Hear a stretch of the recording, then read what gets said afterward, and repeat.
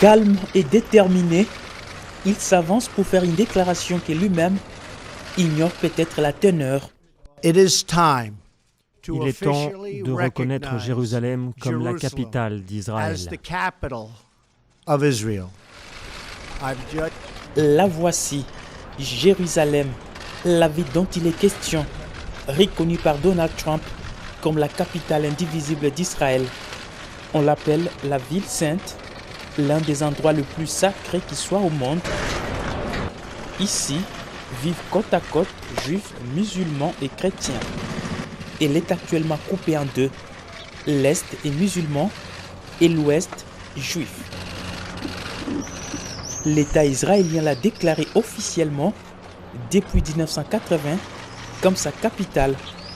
Mais cependant, l'ONU, elle, ne la reconnaît pas comme telle.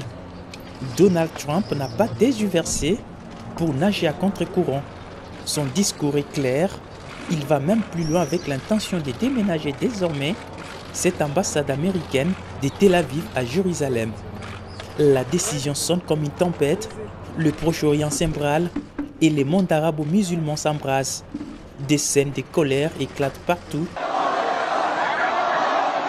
avec des manifestations monstres, alors qu'Israël et son Premier ministre savourent la victoire. C'est un jour historique. Merci, Président Trump, pour cette brave décision. Nous te serons à jamais reconnaissants, déclare Benjamin Netanyahou dans un bref discours prononcé juste après cette grande annonce.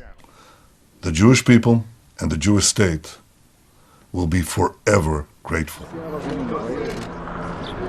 En fait, voici les lieux où se cristallisent les tensions, centre de toutes les prophéties de la Bible. Nous sommes à Jérusalem-Est.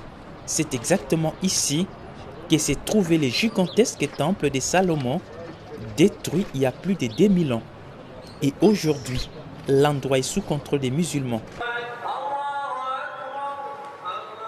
Selon la prophétie, cette mosquée devra disparaître pour laisser la place à la reconstruction du très attendu temple de Salomon.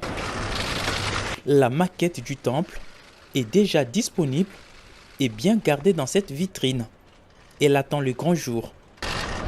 Quand vous verrez ces choses s'accomplir, sachez que la fin est proche, dit la parole de Dieu. La déclaration de Donald Trump a amené tous les pays arabes à se liguer contre Israël et la tension est visible.